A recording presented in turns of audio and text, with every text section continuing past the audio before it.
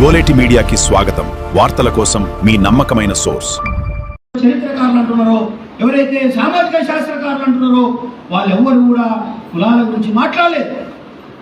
ఈ దేశంలో కులాల మీద జరుగుతున్న అన్యాయాలు, ఈ దేశంలో కులాల మీద జరుగుతున్న దాడులు, ఈ దేశంలో కుల సంస్కృతులను నాశనం చేస్తున్న తీర్చరులను మొట్టమొదట ప్రపంచం ముందు నిలబెట్టినటువంటి మహనీయుడు మన తాత డాక్టర్ బాబాసాహెబ్ బిఆర్ అంబేద్కర్. అటువంటి వ్యక్తి ఒక స్టేట్మెంట్ ఇస్తున్నాడు. ఏం స్టేట్మెంట్ ఇస్తున్నాడు? కులం పునాదుల మీద ఒక నీతిని కానీ ఒక జాతిని కానీ నిర్మించలేదు. You cannot build up a nation or a morality on the foundations of the caste. మరి దాన్ని నమ్ముతున్నావు మనం? నిజంగానే నువ్వు ఈ మాట నమ్మితే, నిజంగానే నువ్వు మాట విశ్వసిస్తే ఏం చేస్తావు? కులం పునాదులను పక్కన పెట్టి ఈ దేశంలో అణగారిన జాతుల కోసం డిప్రెస్డ్ అండ్ సప్రెస్డ్ క్లాసెస్ కోసం కులం అనేది ఒక చిన్న ఉపరితల అంశం అవుతుంది. అప్పుడు కులం అనేటటువంటిది ఒక చిన్న ఏదనిపిస్తుంది, చీమలా కనిపిస్తుంది నీకు అప్పుడు. కానీ ఈ దేశంలో ఆ కులం చేత పీడింపబడుతున్నటువంటి అన్ని జాతులను ఏకం చేయాలనేటటువంటి ఒక విశాలమైన దృక్పథాన్ని పొందుతున్నాం. కానీ ఇప్పుడున్న నాయకులు ఎవరు కూడా ఆ దృష్టితో ఆలోచిస్తున్నట్టుగా నాకు అనిపించింది. ఒక నేరో మైండెడ్గా కులాలను రెచ్చగొట్టి బతకాలనుకుంటున్నాం, కులాలను రెచ్చగొట్టి ఇల్లాలు కట్టుకోవాలనుకుంటున్నాం, కులాలను రెచ్చగొట్టి నాయకులను కావాలనుకుంటున్నాం. కానీ బహుజన సేన అది ఆలోచించట్లేదు. బహుజన సేన బాబాసాహెబ్ అంబేద్కర్ ఏం చెప్పిండో అది నమ్ముతుంది. ఏం చెప్పిండు Babasaheb Ambedkar? Coordination consolidation of scheduled caste, coordination of backward class. Simple logic. చూడండి, మీరు ఇక్కడ చిన్న చిన్న ఇంటర్మీడియట్ చేస్తున్న పిల్లలు కూడా, డిగ్రీ చేస్తున్న పిల్లలు కనబడుతున్నారు నాకు. మీరు కులం చేత ఇప్పటికే మీరు చాలా మంది ఇబ్బంది పడుతుంటారు. మీ స్కూల్లో, మీ కాలేజీలో, మీ ఇంట్లో, లేకపోతే మీరు ఆడే క్రికెట్ ఆడే దగ్గర, ఇంకో దగ్గర కులం అనేటటువంటిది మిమ్మల్ని ఖచ్చితంగా ఇట్లా సూదులు పెట్టి పొడుస్తుంది. కులం అనేటటువంటి ఖచ్చితంగా నీ గుండెల మీద ఎక్కడో ఒకసారి బలంగా గుద్దుది. ఖచ్చితంగా ఇక్కడ కూర్చున్న మనం అందరం ఎవరు ఒకరు ఏదో ఒక మేరకు ఎక్కడో ఒక స్థాయిలో కులం చేత బాధించబడ్డ వాళ్ళమే. బాధించబడ్డవాడు దానికి మందు అనుకోవాలి, కానీ బాధించబడ్డవాడు ఆ గాయాన్ని మరింత గెలుపు. ఏం చెప్పింది బాబాసాహెబ్ అంబేద్కర్? మినిమం సెన్స్ ఉన్నోడు ఎవడైనా బాబాసాహెబ్ అంబేద్కర్ పేరు చెప్తే ఆయన మౌలిక సూత్రాలు నోటికి రావాలా. మౌలిక సూత్రాలు కనీసం వినుండాలి ఒకసారి. ఇక్కడ ఈ రాష్ట్రంలో ఉన్న వాళ్ళు ఎవరు నేను వినున్నారని అనుకోకి. ఒక విచిత్రం ఏంటంటే, బాబాసాహెబ్ అంబేద్కర్ గారి గురించి ఒక నిజాం కాలేజీలో ఒక స్పీచ్ ఒక మహానాయకుడు అనుకుంటూ ఇస్తున్నాడు. అది పిల్ల నాకు వినిపించింది. దాన్ని తీసుకొచ్చేవారు బాబాసాహెబ్ అంబేద్కర్ మానవులకు తప్ప ఇంకెవరికి చేయలేదు అని చెప్తున్నాడు ఆయన. నాకు సిగ్గుపడాలని అర్థం కాలేదు, నవ్వుకోవాలని అర్థం కాలేదు. బాబాసాహెబ్ అంబేద్కర్ ఏం చేసిందట? మానవాళ్ళకు తప్ప ఎవరికి చేయలేదట. సరే, ఈ రాష్ట్రంలో బీసీలు ఉన్నారు, ఇంకా వేదిక మీద కొంతమంది బీసీలు ఉన్నారు, కింద కూడా ఉండొచ్చు. బీసీలకు రిజర్వేషన్లు ఎంత ఉన్నాయి ఇప్పుడు? 27%. అంటే బీసీలు రిజర్వేషన్ పొందుతున్నట్టే కదా, బీసీలకు రిజర్వేషన్ వస్తున్నట్టే కదా. రిజర్వేషన్ వస్తుందంటే దాని కారకుడు అంబేద్కరే కదా. అంటే బాబాసాహెబ్ అంబేద్కర్ ఇక్కడ 27% మానవులకు ఇచ్చినట్ట. ఎంత అన్యాయం ఇది! ఒక అంబేద్కర్ గారిని నువ్వు నీ ఇష్టం, అంబేద్కర్ గారిని తిట్టాలంటే తిట్టు, వద్దనట్లా. బాబాసాహెబ్ అంబేద్కర్ని విమర్శించాలంటే విమర్శించండి, తప్పేం లేదు. కానీ ఎట్లా ఎదుర్కోవాలని ఎదుర్కొంటాం, అది వేరే సంగతి. కానీ అబద్ధ ప్రచారం ఎందుకు చేస్తున్నారు? ఇది నేను అడుగుతున్నాను. బాబాసాహెబ్ అంబేద్కర్ వల్ల ఎస్టీ రిజర్వేషన్ పొందుతున్నారా లేదా? మరి మానవులకి ఎట్లా చేసినట్టు? ఒకవేళ మానవులకే చేస్తే భారత రాజ్యాంగంలో ఏం రాసి పెట్టాలి అంబేద్కర్ గారు? రిజర్వేషన్లు మానవులకే సొంతం అని రాసి పెట్టాలా. This reservation is limited for only Malas అని రాయాలి. ఇంకా ఎక్కువ స్వార్థపరుడైతే మాలాస్ కాదు, గీలాస్ కాదు, మహాల్ అని రాసి పెట్టాలి, సరిపోతుంది. ఓన్లీ ఆయన క్యాస్ట్ వరకే ఉపయోగపడేది. బాబాసాహెబ్ అట్లా కోరుకోలేదు. కానీ బాబాసాహెబ్ మీద ఇంత పెద్ద అభాండాలు, నేరారోపణలు, ఆయన మీద అసత్యమైనటువంటి ప్రచారాలు చేస్తున్నారు ఈ రాష్ట్రం. ఈ రాష్ట్రంలో చేస్తున్నారు. తెలుసా మీకు బాబాసాహెబ్ అంబేద్కర్ హైదరాబాద్ వచ్చిండు ఒకసారి. హైదరాబాద్ వస్తే విలేకరులు ప్రశ్నలు వేసారు ఆయనకు, ఏమంటే మీరు పార్టీ పెట్టారు కదా, మీ పార్టీ యొక్క మేనిఫెస్టో ఏందని అడుగుతారు. బాబాసాహెబ్ అంబేద్కర్ గారిని విలేకరులు వేసిన ప్రశ్న ఏంటంటే, మీ యొక్క పార్టీ మేనిఫెస్టో ఏమిటి? ఆయన నేను మహర్లకు రాజ్యం తెచ్చిపెడతా అని చెప్పలే, ఆయన నేను మాదిగోళ్ళకు రాజ్యం తెచ్చిపెడతా అని చెప్పలే, ఆయన నేను బీసీలకు కూడా తెస్తా అని చెప్పలే. ఆయన ఇచ్చిన సమాధానం వింటే అప్పుడు వాళ్ళు షాక్ అయినరు, ఇప్పుడు మనం కూడా ఏమన్నా తెలుసా? The primal of the constitution is my manifesto. The primal of the constitution Mala కాదు, మాదిగ కాదు, కమ్మరి కాదు, కుమ్మరి కాదు, సాకలి కాదు, గొల్ల కాదు, యాదవ కాదు, ముదిరాజు కాదు, పద్మశాలి కాదు, ఇంకా మీరు అనుకుంటున్న ఏ కులం కాదు. నా లక్ష్యం ప్రైమల్ ఆఫ్ ది కాన్స్టిట్యూషన్, భారత రాజ్యాంగ పీఠిక. భారత రాజ్యాంగ పీఠిక ఏం చెప్తోంది? సర్వసత్తాక, ప్రజాస్వామ్య, గణతంత్ర, లౌకిక, సామ్యవాద, వీటిలో ఒక్క మాట కన్నా అర్థం తెలిస్తే బాబాసాహెబ్ అంబేద్కర్ గారి యొక్క అంతిమ లక్ష్యం ఏంటో మనకు అర్థం. కాబట్టి సోదరులారా, బహుజన సేన ఈరోజు ఇలాంటి అణగారిన వర్గాల కోసం పనిచేయాలనుకుంటుంది. బాబాసాహెబ్ అంబేద్కర్ యొక్క ఆ వైడెన్ స్ఫూర్తిని ప్రజల్లో నింపాలనుకుంటుంది. దానివల్ల ఇప్పుడు ప్రారంభమైతే నేనంటున్నా ఇంకా 50 సంవత్సరాలకు దాని స్ఫూర్తి రాని, కానీ ఇప్పుడైతే అది జరగవలసిన అవసరం ఉన్నది. వారు చాలా సార్లు చెప్పిండ్రు, ఏం చెప్పిండ్రు తెలుసునా? నశూద్రేణ మతిందధ్యాత్, నశూద్రేణ మతిందధ్యాత్. శూద్రుడు అనేటటువంటి వాడికి చదువుకునే అధికారం లేదు. No Shudra is deserve for the education. No Shudra is deserve for the education. చదువుకోవడానికి ఏ శూద్రునికి అధికారం లేదు. శూద్రుడు అంటే ఎవరు? మన నాగారం సార్ చెప్పింది ముందు, శూద్రుడు అంటే ఎవరో ఆయన చెప్పిండు. ఏం చెప్పిండు తెలుసా? చాలా సింపుల్ గా మాట్లాడిండు సార్, కానీ అది ఎంత గంభీరమైన అర్థాన్ని ఇచ్చిందంటే నాకు లోపల గుణపాలు పెట్టి కూర్చున్నట్టు అయింది అది చెప్పేటప్పుడు. రావణేమో నేను నిద్రపోతున్నా అనుకుంటున్నాను, మీరు నా నెత్తిన నిద్ర మాత్రలు పోసినా కూడా నాకు పొద్దున నిద్ర రాదు. అర్థమవుతుందా? ఎందుకంటే లోపల ఉండేది అగ్నిపర్వతాలు కాబట్టి, లోపల అగ్నిపర్వతాలు ఎవరికి నిద్ర రాదు. అయితే సోదరులారా, ఆయన చెప్పిండు, ఏం చెప్పిండు? ఒక ఉప్పరాయన 30 కిలోమీటర్లు చెప్పులు లేకుండా బండి వెనకాల పరిగెత్తుకుంటూ వచ్చిండు. ఉప్పరి అంటే తెలుసు, శూద్రుడు. ఉప్పరైన మీరు శూద్రుడు, బీసీ. బీసీలు అంటే సాకలి, మంగలి ఇట్లాంటి కులాల. బీసీలకే చదువుకునే అధికారం లేదని ఈ దేశంలో నీతి శాస్త్రాలు రాయబడితే, అదే దేశంలో పుట్టిన బాబాసాహెబ్ అంబేద్కర్ అదే శూద్రులకు ఈ దేశంలో చదువుకునే అధికారంతో పాటు ఈ దేశాన్ని కూడా పరిపాలించేటటువంటి గొప్ప అద్భుతమైనటువంటి రాజ్యాంగాన్ని చిత్రీకరించే ప్రయత్నం చేశారు. ఇప్పుడు ఎవరు గొప్పలంటారు మీరు?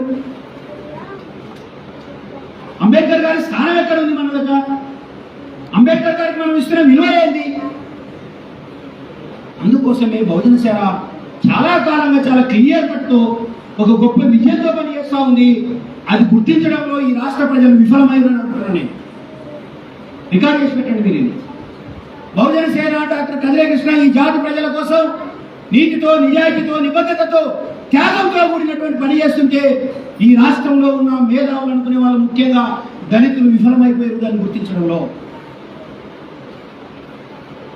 ఏ ఒక్క ఉద్యోగ సంఘం కానీ, ఏ ఒక్క పేరు వచ్చిన ఉద్యోగి కానీ బహుజన సేనకు ఒక్క 10,000 రూపాయలు ఇచ్చినటువంటి సందర్భాలు లేవు. కానీ 25 సంవత్సరాలుగా ఈ రాష్ట్రంలో సొంత డబ్బులతో, సొంత ఖర్చులతో పనిచేస్తూ ఈ రాష్ట్రంలో ఇంకే ఒక్క నాయకుడు సృష్టించలేనంత భావజాలాన్ని సృష్టించాం మనం ఇవాళ. ఇలా రావణాసురుడి గురించి మాట్లాడుతుంది ఈ రాష్ట్రం. కారణం డాక్టర్ కదిరే కృష్ణ. ఇవాళ ఎవరైనా ఒక అగ్రకులపోడు ఈ జాతులను అవమానించే స్టేట్మెంట్ చేస్తే ఎక్కడికక్కడ సోషల్ మీడియాలో అద్భుతమైనటువంటి ప్రశ్నలతోటి వాళ్ళను ఏం చేస్తున్నారు, ముచ్చెమటలు పట్టిస్తా ఉన్నారు. దాని కారణం డాక్టర్ కందే కృష్ణ ఈ రాష్ట్రంలో. నేను గర్వంగా చెప్తా ఉన్నా, ప్రశ్నలే లేని కాలంలో ప్రశ్నలు మొదలుపెట్టాం.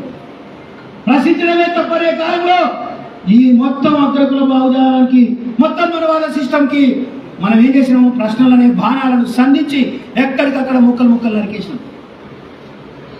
ఆ చైతన్యం ఇంకా ఈ రాష్ట్రంలో పనిచేస్తుంది. ఆ చైతన్యం వేయాల ఒక బహుజనవాదంతో పనిచేసే పార్టీలలో పనిచేస్తుంది. అందులో పనిచేసే 80 మంది కళ్యాణకృష్ణ ఉపన్యాసాలకు ప్రభావితమైన వాళ్ళు. కాబట్టి గత 5 సంవత్సరాలుగా ఈ ఏమైంది తమ్ముడు, డౌటా ఏమైంది? గత 5 సంవత్సరాలుగా ఈ పరిణామాల పరిస్థితుల్లో కొంత సైలెంట్గా ఉండాల్సినటువంటి అవసరం ఏర్పడింది. కానీ ఈ రాష్ట్రంలో జరుగుతున్న సంఘటనలు, ఈ రాష్ట్రంలో జరుగుతున్నటువంటి అంబేద్కర్ వాదాన్ని జరుగుతున్న అన్యాయం చూసిన తర్వాత మళ్ళా తప్పకుండా నేనే పని చేయాల్సినటువంటి అవసరం వచ్చింది. నేను బతుకున్నంత కాలం తప్పకుండా చేయవలసింది అని చెప్పేసి మళ్ళా మొన్న జూలై 26వ తారీఖున హైదరాబాద్లో సుందరయ్య విజ్ఞాన కేంద్రంలో చాలా పెద్ద ఎత్తున రిజర్వేషన్ డే నిర్వహించాం. ఛత్రపతి సాహూజీ మహారాజు గారి జయంతి సందర్భంగా. ఆ తర్వాత రాష్ట్ర వ్యాప్తంగా క్యాడర్ క్యాంపులు పెట్టాలా, రాష్ట్ర వ్యాప్తంగా ఈ వాదం కోసం పనిచేసేటటువంటి వాళ్ళను, ముఖ్యమైన నాయకులను ఎంపిక చేసుకోవాలన్న ఉద్దేశంతో గతంలో పోనివ్వండి, కానీ నూతన తేజంతో రినైజేషన్ చేయాలనేటువంటి ఉద్దేశంతో మొట్టమొదట నిర్మల్లో మనం ఎన్నుకున్నాం. అందుకే ఇది మొదటి సభ అని చెప్పాను నేను యాక్చువల్గా. అయితే గతంలో పనిచేసిన వాళ్ళు రావట్లేదనో, లేకపోతే ఇప్పుడు వరకు ఎవరు నాతో నేనేం బాధపడే కానీ నాకు సంతానం నాకు అవసరం లేదు. కానీ తెలంగాణలో బహుజన రాజ్యం ఎట్లా వస్తుందో ఇప్పటి వరకు నేను చెప్పిన సిద్ధాంతం తప్ప, నేను చెప్పిన లైన్ తప్ప, నేను చెప్పిన ఇచ్చిన ప్రిన్సిపల్ తప్ప ఇప్పుడు నాయకులు అని చెప్పుకునేటువంటి ఒక్కరు కూడా ఒక ప్రిన్సిపల్ కలిపి రాస్తున్నారు. నాకు చెప్పండి ఎవరన్నా, ఈ 5 సంవత్సరాల్లో ఇవో ఈ పరిణామం జరిగింది, ఈ 5 సంవత్సరాల్లో ఈ కొత్త ప్రిన్సిపల్ వచ్చింది, ఈ 5 సంవత్సరాల్లో ఒక కొత్త ప్రతిపాదన వచ్చింది ఈ నాయకులతో నేను చెప్పండి. నాకు నేను చెప్పిందని తిరిగి చెప్పడం, నేను చెప్పిందనే ఇంకో రూపంలో చెప్పడం, నేను చెప్పిందనే మళ్ళా చెప్పడం. నీకు ఎవరు కావాలన్నా, మీరు కావాలన్నా? ఆ చిన్నపిల్లలు రేపు 4 రోజుల తర్వాత వాళ్ళు మాట్లాడిస్తారు. కానీ ఈ దేశానికి, ఈ రాష్ట్రానికి బాబాసాహెబ్ అంబేద్కర్ లాంటి వాళ్ళు ఇచ్చిన ఒక మహోన్నతమైనటువంటి భావజాలంతో పాటు ఒక అద్భుతమైనటువంటి బ్లూ ప్రింట్ ఉన్నది మన దగ్గర. ఆ బ్లూ ప్రింట్ ఇంప్లిమెంట్ చేయగలిగితే చాలు. అందుకే నేను చెప్తున్నా, తెలంగాణలో బహుజన రాజ్యం రావాలంటే ఏం చేయాలా? సింగిల్ లైన్ ప్రిన్సిపల్, పెద్ద దూరం పోవాల్సిన పనిలే. Single line principle, consolidation of scheduled caste, coordination of backward class. ఇంకా సాధారణ మ్యాథమెటిక్స్ భాషలో చెప్పాలంటే SC + BC ఈజ్ ఈక్వల్ తెలంగాణలో బహుజన రాజ్యం. ఎస్సీలను కన్సాలిడేట్ చేయరా అంటే ఎస్సీల కన్సాలిడేషన్ పక్కన పెట్టి ఎస్సీలలో మాలమాదిగల పంచాయతీ మొదలైంది కాదు, తారాస్థాయికి చేరుకుంది, మొదలవుడేది. బీసీలు రెడ్లేమో అరే ఈ మాలమాదిగలతో అవసరం ఉంటుంది, మనకెందుకు వచ్చిన పంచాయతీ, వాడు మనోడే ఈడు మనోడే అనుకోని ఈడిపోయినప్పుడే మీరు కరెక్ట్ అంటుడు, వాడు పోయినప్పుడే మీరు కరెక్ట్ అంటుడు. ఈయనకో 4 గింజలు, ఆయనకో 4 గింజలు వేసుడు గతం కేక్ గతం గణమంది అక్కడ. ఇవాళ ఎవరు మాట్లాడలేదు. రెడ్లకేది మాకేం అవసరం, చావురు నా కొడుకున్నారు అనుకో సార్, మీరు అట్టుంటేనే మంచిది అనుకుంటుంది వాడు. బ్యాక్వర్డ్ క్లాస్ ఎట్లా పరిస్థితి అంటే అది ఉట్టికి కాదు, ఇంకా స్వర్గానిక, ఉట్టికి కాదు స్వర్గానిక. ఏం చేయాలి? పూర్తిగా అంబేద్కర్ను వశం చేసుకుందామంటేనేమో మరి వాళ్ళే మాలోళ్ళు అంటారు. కొన్ని అంబేద్కర్ వాళ్ళు చేద్దామంటే 27% రిజర్వేషన్లు తింటున్నాం, అక్కడ ఇక్కడ అంతో ఇంతో ఉద్యోగాలు వస్తున్నాయి. ఈ ఎదుగాని పరిస్థితి వాళ్ళ దగ్గర. ఇక మానవాధికారులు పనిచేసే ఉద్యోగులు ఏంటంటే వారికి ఉద్యోగస్తునికి కులం కావాలి. గుర్తుపెట్టుకోండి మీరు, ఉద్యోగస్తునికి ఎందుకు కులం కావాలంటే ఆ కోటాలో వారికి ప్రమోషన్ వస్తుంది. ఇంతే వాని ఆలోచనకి ఇంతే. ఆ కోటాలో ప్రమోషన్ వస్తే చాలు. ఈ మధ్య ఒక ఆయన నా దగ్గరికి వచ్చి అడుగుతున్నాడు, అన్న కేటగరైజేషన్ అయిపోయింది కదా అంటే, వర్గీకరణ అయిపోయింది కదా అంటే, అయిపోయింది అన్న జీవో ఏమైనా ఉందా అన్న అంటు. ఎందుకు రా నీకు జీవో అని? నీకు జీవో అన్న నాకు ప్రమోషన్ రాలేదన్నా అంటే నువ్వు ఆలోచన ఎంతసేపటికి ఏడే ఉన్నది ప్రమోషన్. అంతకు మించి ఒక్క అడుగు కూడా అవుతాడు. నోరు తెలిసి అంబేద్కర్ అంటారు ఆయన. ఇంకో విచిత్రం ఏంటంటే ఆయన ప్యాకెట్ అంబేద్కర్ బొమ్మ ఉంటుంది, చిన్నది బొమ్మ పెట్టుకోబడి వాడు అంటూ నా కేటగరైజేషన్ సంబంధించిన జీవో ఇవ్వని అడుగుతున్నాను నా దగ్గరికి. ఏం చెప్పుకోవాలి? ఉద్యోగస్తులకి ఏమో ప్రమోషన్ కావాలి, ప్రమోషన్ కావాలంటే కులం కావాలి, కులం చెప్పకపోతే పుట్ట గడిచేటట్లేదు అక్కడ. రాజకీయ నాయకులకి ఏం కావాలి? కులం కావాలి. ఎందుకు కులం కావాలి? కులం చెప్పకపోతే రిజర్వ్ సీట్లో టికెట్ రావాలి. రిజర్వ్ సీట్లో టికెట్ రావాలంటే మా మాలోళ్ళు ఎంతమంది, మా మాది వాళ్ళు ఎంతమంది అని చెప్పాలి. లేదా నేను మా మాజీ నాయకుడిని, లేదా నేను మాల నాయకుడిని చెప్పుకోవాలి. కానీ వాళ్ళ పిల్లలకు మధ్య ఏమవుతుంది అనేది ఆలోచించాలి. కానీ వాళ్ళ పిల్లల భవిష్యత్తు ఏమవుతుందని ఆలోచించాలి. ఇలా మాలమాదిగా పిల్లలు ఇంకా ఎన్ని తరాల వరకు ఈ కులం చేత అసహించుకోబడతారో వాళ్ళకి అర్థం కావట్లేదు. అందరి పిల్లలు అక్కడ క్రికెట్ ఆడుతున్నారు. క్రికెట్ ఆడుతుంటే ఒక ఎస్సీ బ్రాడు హెడ్ మాస్టర్ కొడుకు పోయి అక్కడ క్రికెట్ ఆడుతుంటే వాళ్ళు కూడా పోయి క్రికెట్ ఆడాలి. పోతే అక్కడ నువ్వు పిల్లగాడు అడిగాడు, నువ్వు మా దాంట్లోకి ఎందుకు వస్తున్నావో చెప్పు అని. అరే నేను కూడా క్రికెట్ ఆడుతున్నా, మీలాగా నేను కూడా చదువుకున్నా కదా అంటే వాడు అన్నమాట ఏంటో తెలుసా? మా నాయన నిన్ను మా టీంలోకి రాని వద్దని చెప్పిండు. ఎందుకు రా అని అడిగిన అంటే, మీరు మాది వాళ్ళు అట కదా, మీరు మా దాంట్లోకి వస్తే ఆడని వద్దని చెప్పిండు. నువ్వు బాధపడ్డావు కులం చేత, మీ తాత బాధపడ్డాడు, నీ తండ్రి బాధపడ్డాడు, నువ్వు చదువుకున్నావు, హెడ్ మాస్టర్ అయినావు. అయినా నీ కొడుకు కూడా ఆ 10 మందిలో నిలబడితే మాయోడు మాది కూడా ఈరోజు కూడా ఏర్పాటు చూపిస్తున్నారు. అయినా నీకు సిగ్గు రావట్లేదు.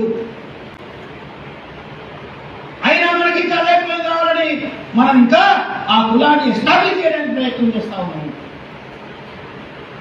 వాళ్ళు బాగానే చెప్తారు సిగ్గులేదు జన్మ మీదని. కొన్నిసార్లు బాగానే ఉంటారు రెడ్లు వాళ్ళు, బాగా చెప్తారు, నాకు మంచిగా అనిపిస్తుంది. సిగ్గులేని జనం ఆ మీద నిజంగానే సిగ్గులేదు మనకు. సిగ్గుంటే ఈ కులాన్ని ముక్కలు చేసేంత వరకు నిద్రపోతున్నాం. ఈ కులం వేళ్లను పీకేసేంత వరకు నిద్రపోతున్నాం. దానికి బాబాసాహెబ్ అంబేద్కర్ చెప్పిన సూత్రం consolidation of scheduled caste. Consolidation of scheduled caste. అందుకే బాబాసాహెబ్ అంబేద్కర్ గారు పెట్టిన పార్టీ పేరు all India scheduled caste federation. All India scheduled caste federation. Ambedkar గారు ఒక పార్టీ పెట్టిండు. ఆ పార్టీ అసలు మన పేరు కూడా పలకరాదు వాస్తవానికి. చాలా మంది ఏముండాలంటే సింపుల్ ఉండాలంట పార్టీ పేరు. కానీ అంబేద్కర్ గారు ఏమన్నాడు? All India scheduled caste federation. ఆ రోజుల్లో 1930s 42లో పెట్టింది ఆ పార్టీ పేరు. మరి అంత పెద్ద ఇంగ్లీష్ పేరు అంటే పెట్టింది పార్టీకి. ఆయన ఆల్ ఇండియా మహర్ పార్టీ అని పెట్టలే, ఆల్ ఇండియా మాల పార్టీ అని పెట్టలే, ఆల్ ఇండియా మాదిగ పార్టీ అని పెట్టలే, ఆల్ ఇండియా దక్కల్ పార్టీ అని పెట్టలే, all India scheduled caste federation. ఎందుకంటే నా కొడుకు తండుకుంటారని ఫెడరేషన్ అన్నట్టు. మరి నా కులం పోగలరు, నా కులం పోతే అందరికీ అయిపోక సమాఖ్య. అక్కడనే చెప్పింది జమిలి. ఇంతకుముందు ఎవరు అంటారు కదా, పాట పాడుతున్న పిల్లాడు ఎవరు, మా రోజు వీరానా ఏదో పాడిండు. మా రోజు వీరానా జమిలి అన్నాడు. ఇప్పుడు ఎప్పుడు ఇది 2000 సంవత్సరం నాటికి. కానీ అంబేద్కర్ గారు 1942లో జమిలి ఫెడరేషన్ సమాఖ్య. ఎవరి సమాఖ్య? షెడ్యూల్డ్ కులాల సమాఖ్య. షెడ్యూల్డ్ కులాలు కలవాల్సిందే. ఈ సూత్రానికి పనిచేస్తున్నాడంటే ఎవడన్నా వాడు అంబేద్కర్ ద్రోహి అని ప్రకటించాలా? నేను చెప్తున్నా షెడ్యూల్డ్ క్యాస్ట్ ఫెడరేషన్ కు ఏమన్నా కానీ నేను చెప్తున్నా కళ్యాణ కృష్ణ అనేటోడు మీరు ఏదన్నా చేయండి, బహుజన సైన్ ఇట్లే పనిచేస్తాడు. ఏమన్నా కానీ అధికారం రాకపోని గెలవకపోని సంపన్నియండి కాకండి. అంబేద్కర్ గారి ఈ స్ఫూర్తి కోసమే పనిచేస్తాము. బస్ షెడ్యూల్ కాస్ట్ ఫెడరేషన్ మానవాదిகளే కాదు, మొత్తం షెడ్యూల్ కులాల్లో ఏవైతే 1400 కులాలు ఉన్నాయో అవన్నీ కలవాలని ఏ రాష్ట్రానికి ఆ రాష్ట్రం. ఈ మాట చెప్పినప్పుడు ఎవడైనా వాడు అంబేద్కర్కి శత్రువే, ఎవడైనా వాడు బహుజనవాదానికి శత్రువే. చూడారా, కాబట్టి బాబాసాహెబ్ అంబేద్కర్ యొక్క నిజమైన స్ఫూర్తి, నిజమైనటువంటి ఆయన యొక్క ఆలోచన అందుకోకుండా మీరు ఎన్ని కథలు వేసినా ఎన్ని కథలు నడిచినా కూడా అధికారం అనేది కల్లా. మరి ఏం చేయాలి? ఇంతకుముందు మన ఎవరు రాజేష్ రక్షక్ మాట్లాడుతూ 2014 సంవత్సరంలో బాగా జాగ్రత్తగా వినాలి మీరు ఇక్కడ కూర్చున్న వాళ్ళు. ఎందుకంటే మనం ఇంకా ఎలా అయిపోయినామంటే ఎవడొస్తే వాని వెనకాల ఉంటారా, ఏ వాదం వస్తే ఆ వాదం వెనకాల నిలబడాలా, దీంట్లో నాకేమైనా వస్తుందేమో, దీంట్లో నేనేమన్నా లబ్ధి పొందుతానేమో అనుకుంటున్నారు. అట్లా లబ్ధి పొందాలనుకునే వాళ్ళు ఎప్పుడు కూడా జీవితంలో రాణించిన చరిత్ర లేదు. అది ఒకవేళ వచ్చిన గోతి కాడ తినేసిన ఎంగిలి మెతుకులు తప్ప అవి వేరే కాదు. ఎంగిలి మెతుకుల కోసం బతుకొద్దు మనం. అదే ఇందాక రామన్న చెప్పిండు, ఏమన్నా ఆయన కొంచెం మొరటుగా చెప్పిండు అంతే, కానీ బ్యూటిఫుల్ లాంగ్వేజ్. ఏమన్నా తెలుసా?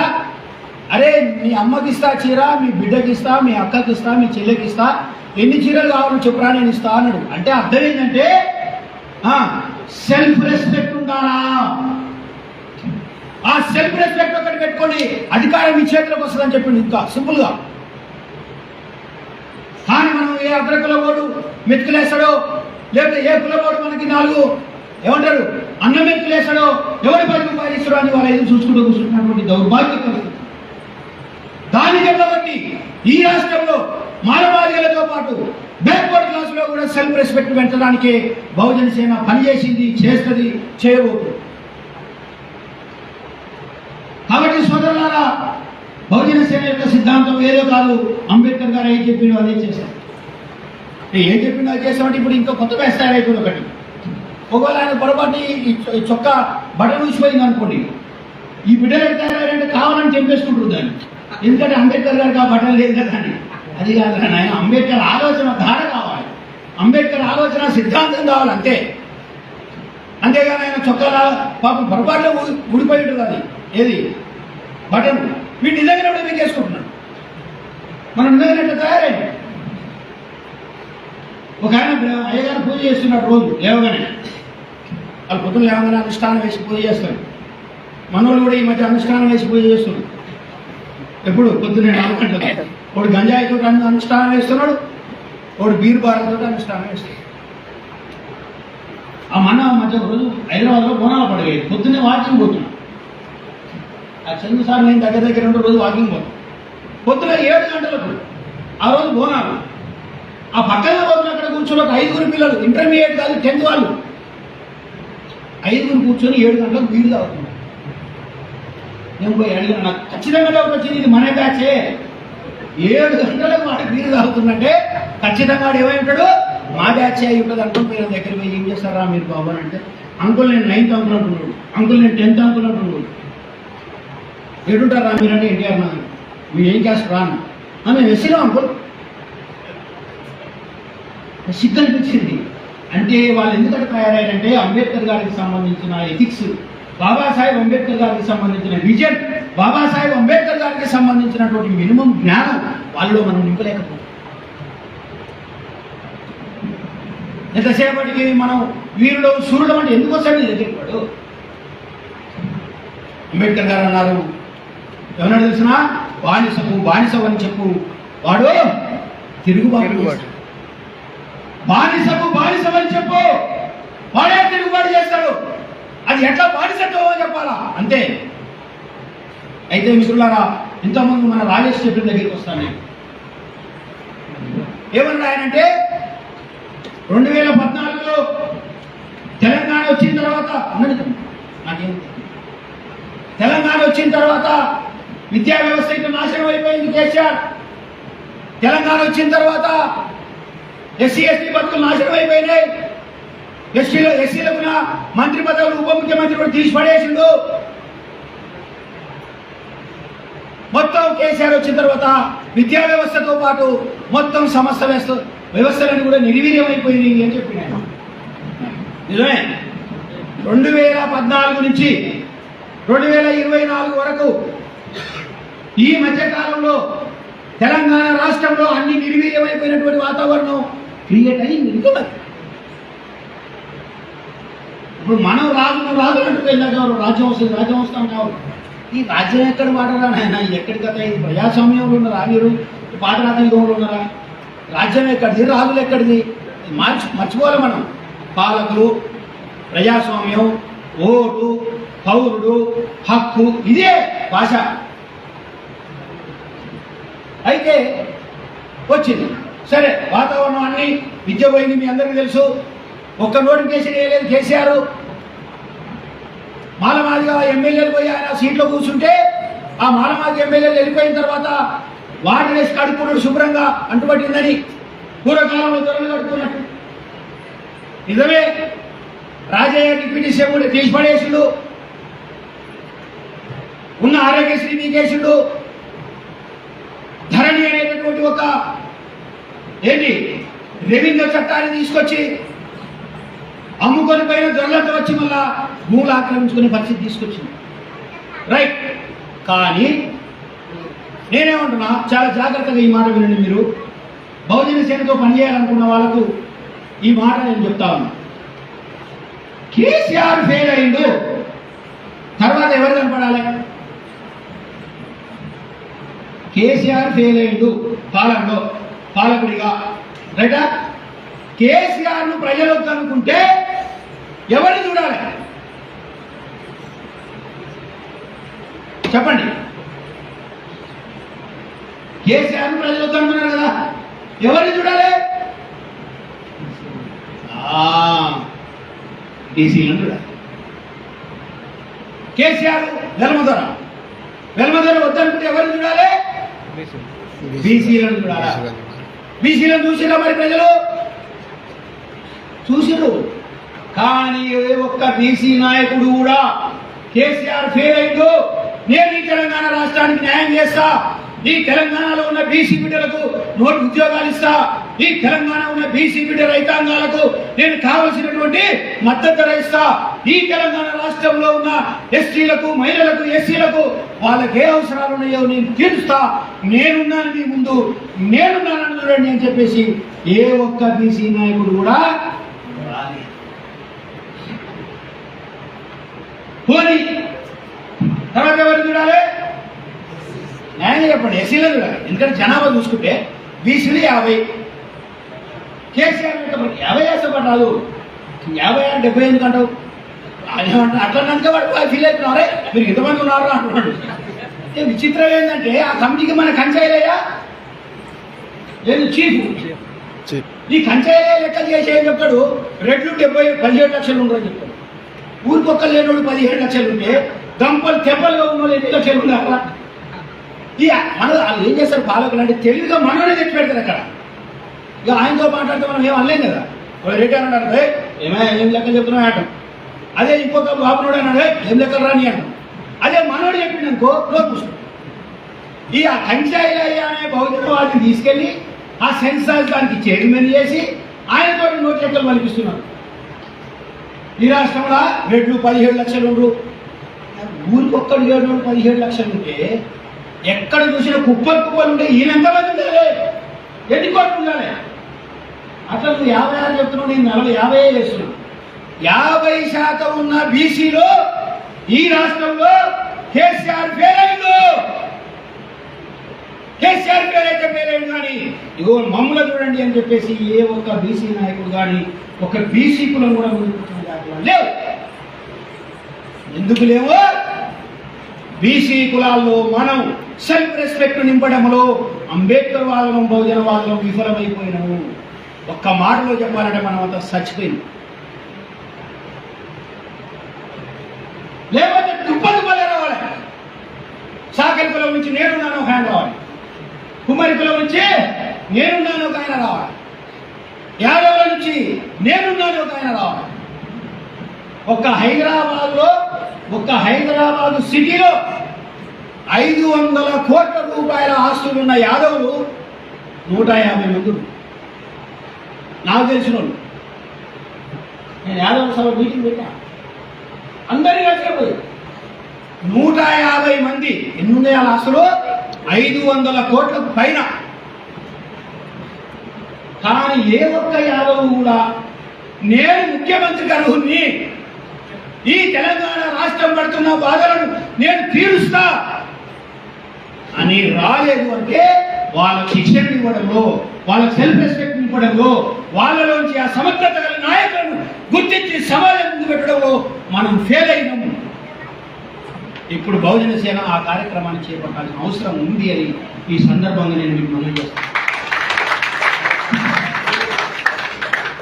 సరిపోయింది, బీసీలు పోయి అనుకుందాం.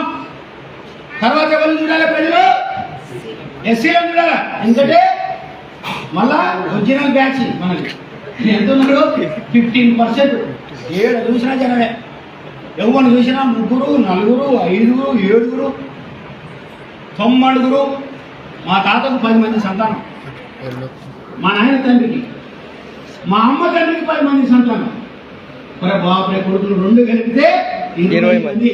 20 అంటే +1. భర్తలు ఉంటాడు కదా, ఇలా భార్య ఉంటాడు. మరి 20 + 20 40. ఒక్కొక్కరికి 2 పిల్లలు వేసుకుంటే 40 + 40 80. ఒక ఊరుకు సరిపోవంత తింటాం మేము. ఈ 2 కలిసి ఒక్కడ అన్నా ఎమ్మెల్యే అయిపోయిందంటూ తయారు చేయలేకపోయిందా? సరే, నేను ఒక నెట్లో తయారైందంట. అదే కాబట్టి ఇన్ని కుప్పలు చెప్పాలన్నా దళితులన్నా అన్నాడు కదా. ఏమని? కేసీఆర్ ఫెయిల్ అయినావు, ఈ తెలంగాణ రాష్ట్రాన్ని మేము కాపాడుతాం. ఏం కావాలి మీకు? నా తులం బంగారం ఇస్తా. మీకేం కావాలి? అయ్యా మాకు 2,000 వస్తున్నాయి, 6,000 ఇస్తా. మీకేం కావాలి? 5 కేజీలు 20 కేజీలు ఇస్తా. ఇవి కదా అంటే కదా సుసంగ తర్వాత ఫస్ట్ అయితే అనాలిగా, అనాలా వద్దా? నువ్వు అనలే. ఏ నాయకుడు అనలే? చెప్పు, ఏ మాల నాయకుడు అన్నాడో చెప్పండి నాకు. ఏ మాల నాయకుడు అన్నాడో చెప్పండి. పొలిటికల్ పార్టీలు అంబేద్కర్ వాదాలనుకుంటాడు ఎవడన్నా చెప్పిండా? ఏం చెప్పాలి? అంబేద్కర్, బాబాసాహెబ్ అంబేద్కర్ వాదం వల్ల, బాబాసాహెబ్ అంబేద్కర్ వల్ల దయ వల్ల చదువుకున్నాం. ఇగో మేము ఇంతటి వాళ్ళం అయినాం. ఈ తెలంగాణ రాష్ట్రాన్ని పరిపాలించడానికి మేము అర్హులము.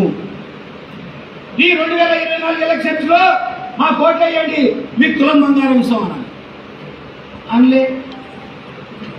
అప్పుడు మనోడు వచ్చింది బుటర్ ఖాన్. ఎవరి బుటర్ ఖాన్? వాడప్పుడు ఎటు వరకు అనుకుంటా తులం బంగారం ఇస్తాను. మన కూడా పోయాడు, ఏమే తులం బంగారం మస్తుగా ఇస్తాను. అప్పుడు 40,000 పెట్టి 1,00,000 ఒడియాలు రాను. రేవంత్ రెడ్డిని అడగనోడు పాపాత్ముడు. ఎవరు అడిగితే ఇస్తాడు వాళ్ళకి. ఆఖరికి ఎవరో ఒక కులం పోయి అన్నా మాకు ఏం లేదంటే 2 ఎమ్మెల్యేలు ఇస్తాడు. సర్పంచ్ కూడా ఎదిగాడు. అంటే చూడండి, ప్రజలు ఎప్పుడైతే ఒక ఆశావాదంతో, ఏదైతే ఒక ఆశయాలతో ఒక సమాజ నిర్మాణం కోసం విప్లవాలు తీసుకొస్తారో వాళ్ళు ఫెయిల్ అయినప్పుడు దానికి ఆల్టర్నేట్ గా నిలబడగలిగేటటువంటి ఒక శక్తిని మనం తయారు చేసుకోవాలా. కేసీఆర్ ఫెయిల్ అయిన తర్వాత ఇమ్మీడియట్లీ కనపడవలసినటువంటి ముఖం బీసీల ముఖం. కేసీఆర్ ఫెయిల్ అయినాక బీసీల ముఖాలు కనపడలేదు. బీసీలు ఒకవేళ కనపడకపోతే నెక్స్ట్ కనపడవలసిన ముఖాలు ఎస్సీల ముఖాలు. కానీ ఏ ఒక్క మాలవాదిగోని ముఖం కూడా ఈ రాష్ట్రానికి కావాల్సింది నేను చేస్తా అని చెప్పినటువంటి ముఖం కనిపించలేదు. అప్పుడు మనోడు చెప్పాడు, ఏమని అడిగినా పాలిస్తే వెల్మని పరిపాలించాలి, లేకపోతే మా రెడ్లను పరిపాలించాలా, మీరెవర్రా పరిపాలించడానికి అని రెడ్డి హ్యాండెడ్ గా హైదరాబాద్ నడిగొడ్డున ఏం చేసిందో అతి పెద్ద స్వరంతో ఒక పెద్ద ప్రకటన చేస్తే సిగ్గు శరము చీము నెత్తులు లేనటువంటి మనం అంబేద్కర్ సంఘాల పేరుతో ఉన్నవాళ్ళు, మార్గ సంఘాల పేరుతో ఉన్నవాళ్ళు, మాల సంఘాల పేరుతో ఉన్నవాళ్ళు, ఇంకా బీసీ కుల సంఘాల పేర్లతో ఉన్నవారు ఎక్కడికక్కడ పోయి సెటిల్ అయిపోయి వాళ్ళ మోకాళ్ళ దగ్గర మోచేతుల దగ్గర నీళ్లు తాగేటటువంటి బ్యాచ్ తయారైంది. అందుకోసమే తెలంగాణలో బహుజన రాజ్యం రాలేదు. అది కారణం. ఆల్టర్నేటివ్ బేసిస్ తయారు చేయాలి. తయారు చేసి చూద్దాం ఎందుకు రాదు. పూర్వం ఒకడు ఏం చేసినాడంటే నీళ్ళలో కొట్టుకుపోతున్నాడు. నీళ్ళలో గోదావరి ఉంటుంది కదా, కాల్సిపోయి నీళ్ళలో పడ్డాడు, పోతున్నాడు. ఈత రాదు. ఏం చేయాలి? ఎవడన్నా దొరుకుతామో చూస్తున్నాడు. గట్టి మీద పడి కూర్చున్నాడు. కాలువ గట్టి ఉంటుంది కదా, ఆ గట్టి మీద పడి కూర్చొని తాడు పెంటుడు. ఇట్లా ఇలా ఏం చేస్తాడు? అక్కడ పశువులను పంపించేసి తాడు పెంటుడు కూర్చున్నాడు. వీడు చూసాడు, అమ్మ వీడు కాపాడతారా. ఈ లోపల పోయేటోడు అంటే నీళ్ళలో పోయేటోడు, ఓ స్వామి నన్ను కాపాడు, కోటి పని ఉంది, నన్ను కాపాడు, కోటి పని ఉంది, నన్ను కాపాడు, కోటి పని ఉంది అనుకున్నాడు.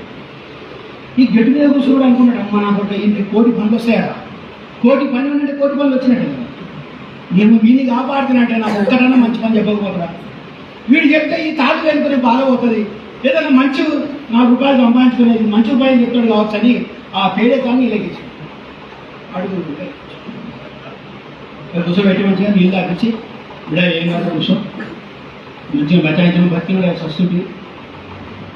అవునయ్యా చెప్పు, నీ కోటి పనులు వస్తాయి కదా బిడ్డ, నేను కాపాడినా, నీ పనులే కాపాడినా, లేదా అయితే నీళ్ళలో విక్కుంటుంది.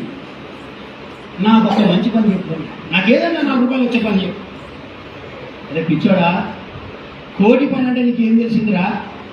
మా అయ్య మంచం అల్లేటప్పుడు కోడి లేపేది. మంచానికి 4 కోళ్ళు ఉంటాయి కదా, ఈ మంచం అల్లేటప్పుడు ఏం చేయాలంటే తాడు అటు ఇసిరేస్తాడు. ఇసిరేసినప్పుడు అటువైపు ఉన్న కోడికి లేపాలి, లెగ్గు కాదు, దానికి నన్ను కూర్చోడు, మళ్ళీ 2 లేపాలి, 2 మళ్ళీ అట్లా అనమాట. మా అయ్య మంచం అల్లుతుంటే నేను కోడి లేపేటోని, అందుకే కోటి పని ఉంది అన్నా. నీకేమర్థమైంది నాకైతే రేవంత్ రెడ్డి కూడా అదే కూర్చుంటా, నాకు కోటి పనులు వస్తాయి అన్నాడు. ఏమొస్తాయి? ఇందిరమ్మ ఇండ్లు వస్తాయి. ఏమొస్తాయి? తులం బంగారం వస్తుంది. ఇంకేమొస్తుంది? 5,000 పెన్షన్ వస్తుంది. ఇంకేమొస్తుంది? కాళేశ్వరం లాంటిది కూల్చేసి కొత్తది కడతా. ఇంకేమో ఆడికి రాని మాటలు, కోటి పనులు వస్తాయండి. ఆఖరికి అడిగితే ఏంటంటే కోరులు తెస్తా అంటూ నీకు అంతకుమించి ఏం చేయాలి? అయితే నేను చెప్పదలుచుకునేది మీ అన్నగా, మీ తమ్ముడిగా, మీ కుటుంబ సభ్యుడిగా నేను మాట్లాడదలుచుకున్నది ఏంటి అంటే, రేపు కాంగ్రెస్ కూడా ఫెయిల్ అవుతుంది. ఇప్పటికే ఫెయిల్ అయింది, ఇంకా 2 నెలల్లో 100% ఫెయిల్ అవుతుంది. కాకపోతే చేద్దాం. మాస్టర్ ఏంటంటే, ఒకవేళ కాంగ్రెస్ ఫెయిల్ కాలేదనుకో, కాంగ్రెస్ ఫెయిల్ అయ్యేటట్టు చేద్దాం. మనం చేయాలి అదే పని. ఎస్, కాంగ్రెస్ ఒకవేళ ఫెయిల్ అవుతుంది, కాకపోతే ఫెయిల్ అయ్యేటట్టు చేద్దాము.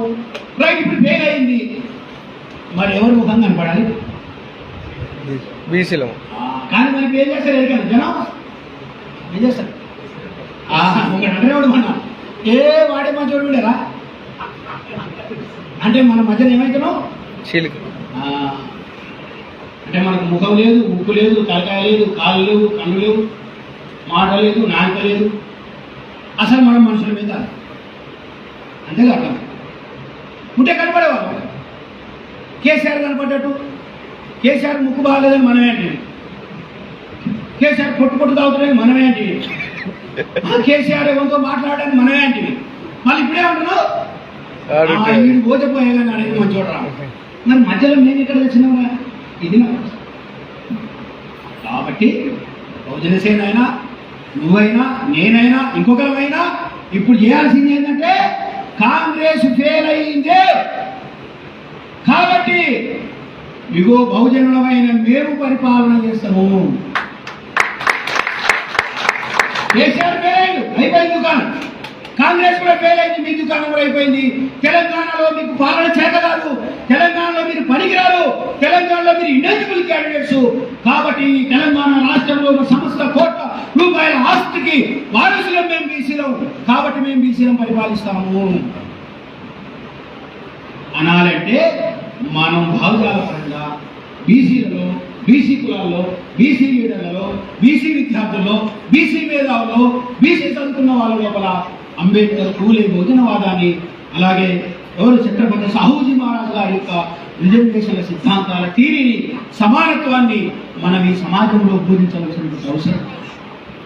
ఇది సమాజంలో చెప్పాల్సింది. నేను అంటున్నా మాది వాళ్ళు గొప్పాలంటే మాది వాళ్ళు దండలేస్తారు, చప్పట్లు కొడతారు, కొట్టరా? నువ్వు ఒకవేళ మాదిగోల గురించి ఎప్పుడు స్టార్ట్ చేస్తే ఈ రాష్ట్రంలో ఎక్కువ మాట్లాడితే ఈ దేశంలో కదిరే కృష్ణ గారిని మించిన లేడు. గుక్క తిప్పుకోకుండా 7 రోజులు చెప్తా.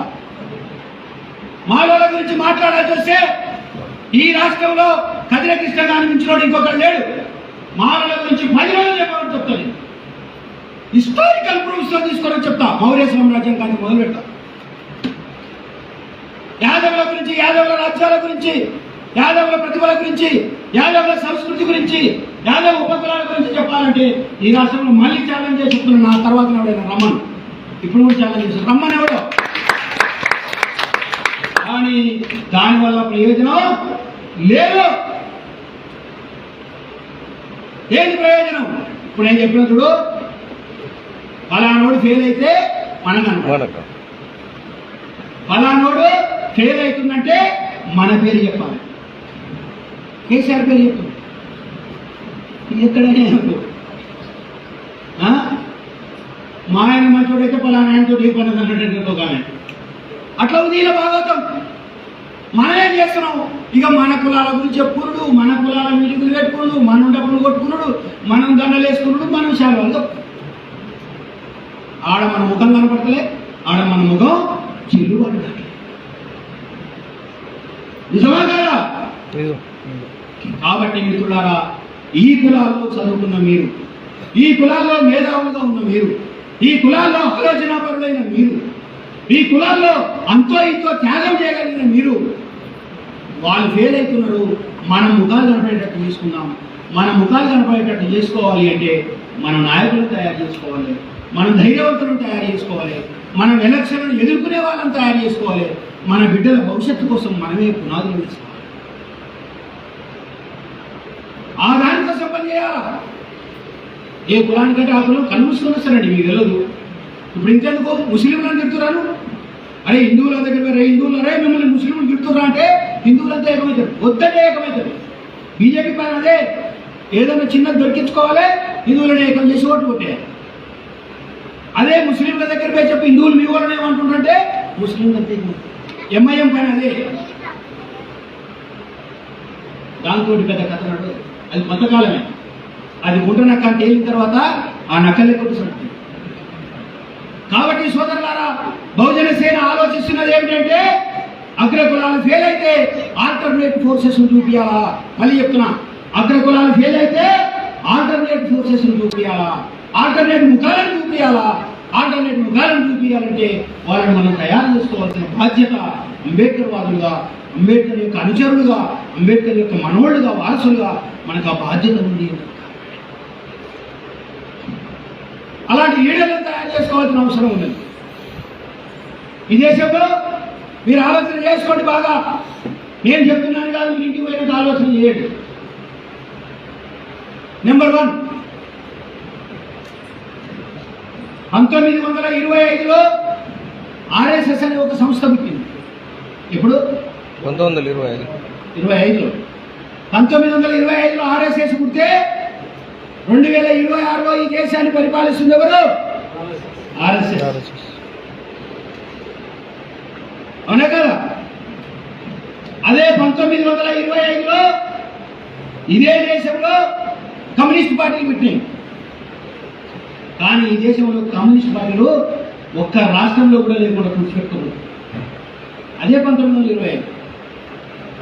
ఎందుకంటే కమ్యూనిస్టులు తమ వారసత్వాన్ని తయారు చేసుకోవడంలో, దేశంలో ఉన్న సమస్యలను ఎత్తుపట్టడంలో ఉంటుంది.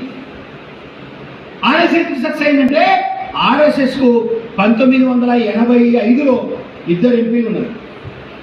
పార్లమెంట్ లో ఆర్ఎస్ఎస్ సంఖ్య ఎంత? 2. ఎప్పుడు? 1985. ఓకేనా? 2 ఎంపీలు. ఇప్పుడు బహుజన సమాజ్ పార్టీ అని చెప్పబడే పార్టీ కూడా 1983లో 4 పెట్టారు. 82లో ఏం పెట్టిన ఆయన 83లో 84లో. అప్పుడు కూడా ఆయనకి 2 ఎంపీలు ఉన్నారు.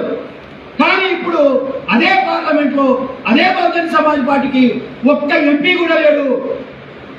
కానీ అదే పార్లమెంట్ లో 2/3 మెజార్టీతో ఇవాళ అదే భారతీయ జనతా పార్టీ ఉంది.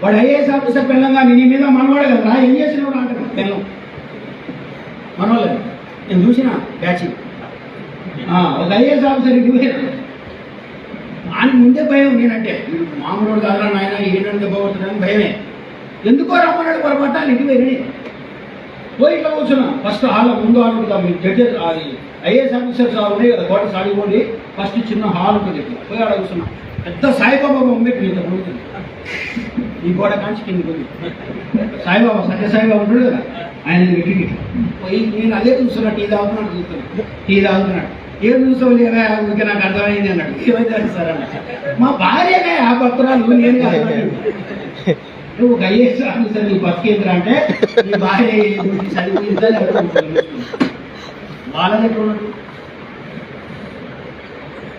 ఐఏఎస్ ఆఫీసర్ల భార్యలు కూడా మన వాళ్ళకు గౌరవం లేదు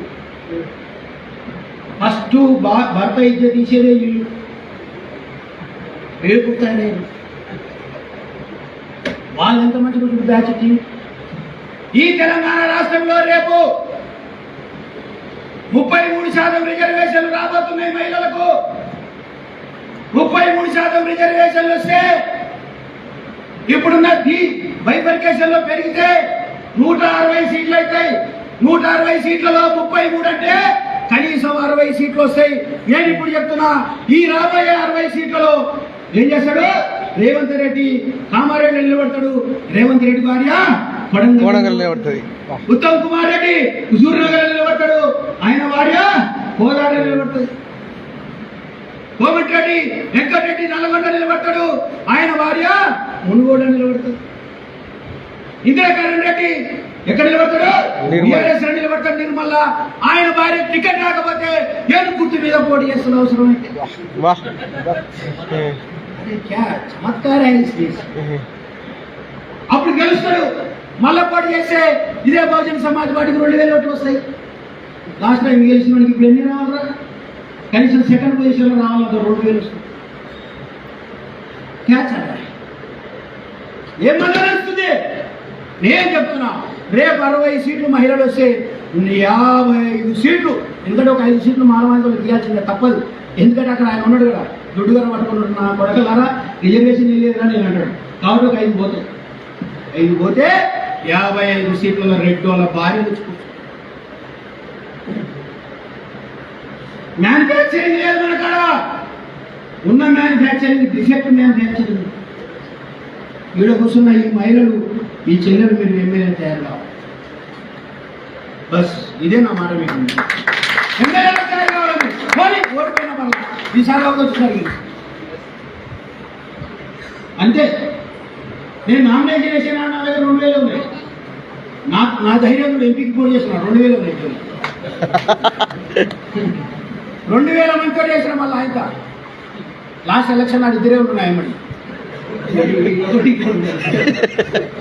విడవక పోయి ఎక్కడ పోయినా తెలియదు ఎక్కడ పోయినా అంటే బ్యాటింగ్ క్యాచ్ లేదు ఎక్కడెక్కడో తిరుగుతున్నారు మరి బాగుంది నామినేషన్ వేసినాడు 2000 బైక్లు ఎంతమంది ఉండాలా ఎక్కడ చూసినా అదే ఉంది రేవంత్ రెడ్డి మీకు చేసిన రేవంత్ రెడ్డి నామినేషన్ కి 1000 మంది వస్తే నా నామినేషన్ కు 2000 మంది వచ్చింది తీరా నాడు వస్తే బయట నుంచి నేను కౌంటర్ అయిపోయినాక బయటకు వస్తే నాయమటి ఇద్దరు నిలబడ్డారు వనానికి మొత్తం టీవీ నిలబడ్డాడు నాయమడి పని చేసిన టీవీ కూడా అక్కడ కనబడుతుంది నాకు ఏమిరా ఇదేంద్రా న్యాయం అన్నా ఇట్లా నేను నాడు ఏం జాతి ఏం మ్యానుఫ్యాక్చరింగ్ ఉంది మన కరెక్ట్ మ్యానుఫ్యాక్చరింగ్ లేదబ్బా ఇది నేను చెప్పేది పోయి రాహుల్ గాంధీ పోయిండు రాజీవ్ గాంధీ పోయిండు సోనియా గాంధీ పోయిందంటే ఇప్పుడు పప్పుగాడు వచ్చి కూర్చుండు వీరికి ఒకటే జాతీలు పెడుతున్నారు అని గంజాయి బ్యాచ్ లేవడు కూర్చోడు లేచి నిలబట్టే పార్లమెంట్లో 2 నిమిషాలు 200 తప్పులు చెప్తారు దేశంలో బ్యాచ్ బ్రాహ్మణవాదులు దేశ అగ్రకులాలు మరి ఈ దేశంలో నాకు ఒక ప్రశ్న ఉంది మనమంతా పెద్ద హీరోలం మనం అంబేద్కర్ ఇస్లాం మొత్తం రాజ్యాన్ని తెల్లారే వరకు మారుస్తాం మనల్ని మించిన ఉపన్యాసకుడు లేడు మనం పెద్ద డిగ్రీ చేసినాం కానీ ఈ దేశంలో నేను ప్రధానమంత్రి అవుతానని చెప్తున్నా ఒక్క మాలమాది గురించి బతావ్ పోని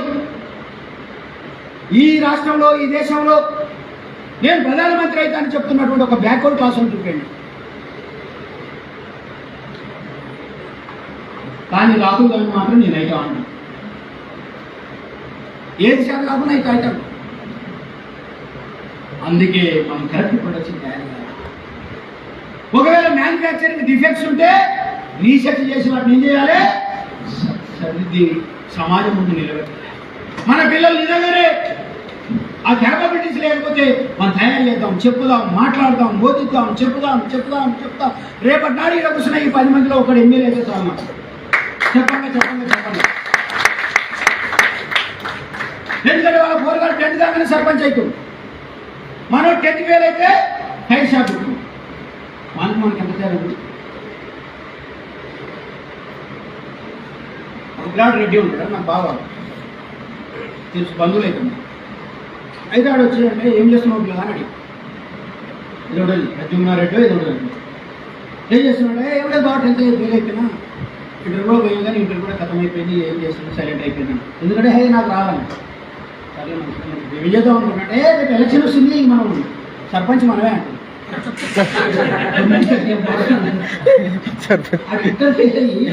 సర్పంచ్ మనమే అంటుండే ఇక డిసైడ్ ఎట్లా అన్న నీకు మొత్తం రెడీ చేసి పెడుతున్నాను.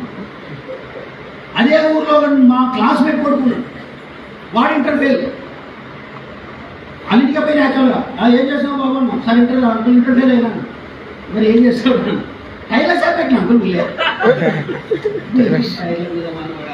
ఎన్ని టైర్లు అచ్చాలరా నువ్వు ముఖ్యమంత్రి కావాలంటే, ఎన్ని టైర్లు తగలబడాలరా నువ్వు ఎమ్మెల్యే కావాలంటే, ఎన్ని టైర్లు నాశనం అగ్గి పెట్టాలరా నువ్వు ఆ ఊరికి సర్పంచ్ కావాలంటే. So develop your vision in your childrens heart. నేను కాలేకపోతే ఏం చేయాలి, నా డ్రీమ్ నా పిల్లల యొక్క గుండెల్లో పెట్టాలి, ఆ బిడ్డల గుండెల్లో పెట్టాలి. మీరు ముఖ్యమంత్రులు కావాలరా అనాలి, మీరు ఎమ్మెల్యేలు కావాలరా అనాలి, మీరు ఎంపీలు కావాలరా అనాలి, మీరు సర్పంచులు కావాలరా అనాలి, మీరు ఐఏఎస్లు కావాలరా అని మన డ్రీమ్ను వాళ్ళ గుండెల్లో పెట్టి వాళ్ళలో చూస్తుంది. రేపు వాడు అయినప్పుడు మనం గర్వంతో కలిగి. రేవంత్ రెడ్డి వాళ్ళ అమ్మ అన్నది ఒకరోజు ఇంటర్వ్యూలో, ఏ రోజైనా ఇక్కడ రాష్ట్రాన్ని వెళ్తాడు అనుకున్నా అన్నది. బా ఏం తల్లి మన అమ్మని అడుగు, మేము మా వాడు అటెండర్ అయితే చాలా 10,000 వస్తుందా మ్యాక్సిమం టీచర్. మా నల్లగొండ జిల్లా అయితే మొత్తం టీచర్ బ్యాచ్. వాడు ఐఏఎస్ ఆఫీసర్ సెలెక్ట్ అయ్యింది అని పిల్లలు చూసి అనుకొచ్చాడట. ఏం చేస్తున్నావు బాబు అని అడిగినాడు పిల్ల తండ్రి. అంకుల్ ఐఏఎస్ చదువుతున్నాడట. ఇంకా నువ్వు బీఈడి పాస్ కాలేదా అన్నట్టు వాడు. చిన్న అంటే నల్లగొండ అప్పట్లో బీఈడి చేసిన వాడు మనిషి అన్నట్టు టీచర్కి వస్తుండేది అట్లా. అట్లా మన బతుకులు చిన్న పదవుల చుట్టూ చిన్న ఆలోచనల చుట్టూ తిరుగుతున్నాయి. కానీ తిడుతున్నాం, రాజేష్ తిట్టినట్టు, నేను తిట్టినట్టు, ఇంకొకరు తిట్టినట్టు పాలకులను, రేట్లను, ధరలను అడగోలే తిడుతున్నాం. కానీ మ్యానుఫ్యాక్చరింగ్ మాత్రం మనం చేయటం లేదు. దానికోసమే బహుజన సేన మ్యానుఫ్యాక్చరింగ్ యూనిట్గా తయారు కావాలనే ఉద్దేశంతో పనిచేస్తుంది. మీకు పాంప్లెట్ పంపించిన మీరు చూడండి, అది ఇప్పుడు కట్టలేదు, ఎప్పుడో గతంలో ఒకటి ఇచ్చిన పాంప్లెట్. అందుకే నేను చెప్తున్నా, తెలంగాణలో బహుజన రాజ్యం రావడానికి 200% అవకాశం ఉన్నది. కాకపోతే మనం చేయాల్సిన పని, వాళ్ళు ఫెయిల్ అవుతున్నప్పుడు మనము మన ముఖాలను ఆల్టర్నేట్గా చూపించగలం. ఆల్టర్నేటివ్ సంఘంగా తయారు కావాలి, ఆల్టర్నేటివ్ పార్టీగా తయారు కావాలి, ఆల్టర్నేటివ్ వ్యక్తులుగా తయారు కావాలి, ఆల్టర్నేటివ్ శక్తులుగా తయారు కావాలా. తయారు కావడానికి మన బిడ్డల్ని మనము తీర్చిదిద్దుకోవాల్సిన అవసరం. అందుకే ఏమన్నా consolidation of scheduled caste, coordination of ఎస్సీలను ఏకం చేయాలి, బీసీలతో కోఆర్డినేషన్ చేస్తే 100% ఈ రాష్ట్రంలో మనకు అధికారం వచ్చి తీరుతుంది. అది ఎట్లా పనిచేయాలనేటటువంటి అద్భుతమైన బ్లూ ప్రింట్ బహుజన సేన దగ్గర ఉంది. ఆ దిశగా పనిచేయడానికి మేము సిద్ధమవుతున్నాం. రాబోయే నవంబర్ నెలలో హైదరాబాద్లో కనీసం ఒక 50,000 మందితో మీటింగ్ పెట్టాలనే ఆలోచనలో ఉన్నాం. దానికి ఈ 10 జిల్లాల నుంచి పెద్ద ఎత్తున మేము ఆర్గనైజ్ చేస్తా ఉన్నాం. ఇండిపెండెంట్ వాయిస్, దొర ఇళ్లకు పోయేది లేదు, దొర గడిలకు పోయేది లేదు, దొరసాని కాళ్ళ దగ్గరికి పోయేది లేదు, నరేంద్ర మోడీ కాలు మొక్కేది లేదు. బరాబర్ చెప్తున్నా, ప్రాణం అయినా సరే బరాబర్ బాబాసాహెబ్ అంబేద్కర్, పూలే, సాహు మహారాజుల యొక్క అద్భుతమైనటువంటి ఫిలాసఫీకి అంటుకొని పనిచేస్తాం, దానికోసమే పనిచేస్తాం, ఆరుగు జాడలనే పనిచేస్తామని నేను నీకు మాట ఇస్తా ఉన్నాను సోదరులారా. మాట తప్పితే రేపు మీ ఇష్టం వచ్చిన శిక్ష వేయండి. నేను అప్పుడు లేదు ఇప్పుడు లేదు, గత 25 సంవత్సరాలుగా ఏ సిద్ధాంతాన్ని నమ్ముకున్నాం, ఎన్ని కష్టాలు వచ్చినా, ఎన్ని బాధలు వచ్చినా, ఎన్ని ఇబ్బందులు వచ్చినా, బిడ్డలకు కనీసం ఫీజు కట్టలేనటువంటి పరిస్థితులున్నా, ఇన్ని చదువులు చదువుకొని 6 డిగ్రీలు సంపాదించి అద్భుతమైనటువంటి కెరీర్ ఉన్నప్పుడు కూడా నేను వాటన్నిటి పక్కన పెట్టి ఈ జాతి కోసం పనిచేసిన, ఈ మనవాదులను ఎదుర్కొన్న, కేసులైన సంబుతం అన్నారు, దాడులు చేసారు, కారు తగలబెట్టారు, అయినా సరే ఎప్పుడు భయపడలేదు. మనం ఇక కూడా భయపడలేదు. కాబట్టి బహుజన కోసం, పూలే అంబేద్కర్ సాహు సిద్ధాంతం కోసం పనిచేసే వాళ్ళలో మీలో ఎవరైనా ఉంటే దయచేసి మీరు మాకు సహకరించండి. రేపు ఇక్కడ కమిటీ చేస్తాం, ఆ కమిటీలో మీరు భాగస్వామ్యం తీసుకోండి. రేపు 50,000 మందితో జరగబోయే మీటింగ్లో మీరు ఖచ్చితంగా మీ పాత్ర పోషించండి. ఇది ఎవరి కోసమో కాదు, నా ఇంట్లో కోసం కాదు. నేను ఆల్రెడీ అడ్వకేట్ను, నాకు నెలకు 3-4 లక్షల రూపాయల వద్దంటే నాకు ఆల్రెడీ ఒక ఫ్యాక్టరీ ఉంది, నాకు కావాల్సిన మ్యానుఫ్యాక్చర్ ఉంది నా పిల్లలు పెట్టడానికి. నీ 8 లక్షలు కూడా నాకు 6 డిగ్రీలు ఉన్నాయి, 7 బై ఆఫీస్ పట్టుకున్నా కూడా ఎక్కడైనా ఒక ప్రొఫెసర్గా పనిచేస్తే 1 లక్ష రూపాయలు ఇస్తాను. ఇది నా కోసం, నా బిడ్డల కోసం కాదు నేను మాట్లాడుతున్నాను. మన కోసం, మన బిడ్డల కోసం, మన బిడ్డల్ని తయారు చేయడం కోసం, పర్ఫెక్ట్ మ్యానుఫ్యాక్చరింగ్ కోసం మనం అందరం ఏకమై మనం అంటే ఏదో చూపిద్దామని చెప్పేసి తెలియజేసుకుంటూ, ఒకవైపు సామాజిక ఉద్యమం నడవాలా, మరొక వైపు పొలిటికల్ మూవ్మెంట్ నడవాలి. ఇవి రెండు వస్తేనే ఆర్థిక విప్లవం వస్తుంది. ఆర్థిక విప్లవం వచ్చినప్పుడే నిజమైనటువంటి మనకు స్వేచ్ఛ లభిస్తుందని తెలియజేసుకుంటూ, ఈ అవకాశం ఇచ్చిన ఇక్కడ కూర్చున్న ప్రతి తమ్ముడికి, అక్కకు, చెల్లెకు, మీ అందరికీ కూడా, నా కుటుంబ సభ్యులకు, నా రక్త సంబంధికులకు, మీ అందరికీ కూడా నేను జైవీలు తెలియజేస్తూ, మీ పనిచేయాలనుకుంటున్నటువంటి వాళ్ళు రాజేష్కి కానీ, రామ్ సార్కి కానీ, లేదా నాకు కానీ మీ నెంబర్లు పెడితే తర్వాత మీకు మేము కాంటాక్ట్ చేస్తాం. మనం అందరం చేయి కలుపుకొని మన సమాజం కోసం, మన ప్రజల కోసం మిమ్మల్ని స్వాగతిస్తూ, జై భీమ్, జై భారత్.